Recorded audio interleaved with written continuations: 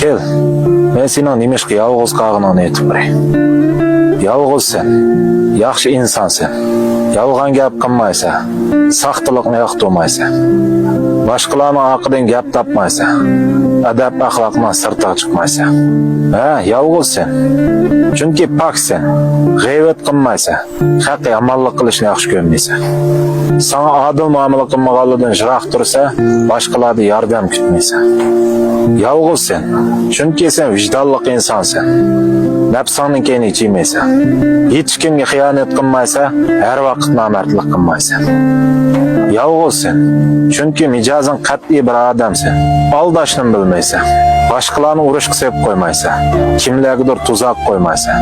Boshqalarning sanga ishonchidan foydalanib uni suiiste'mol qilmaysan.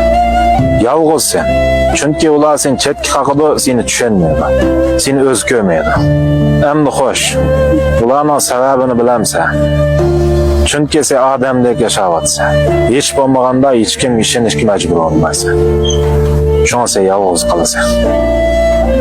Kel, men sening nimishqa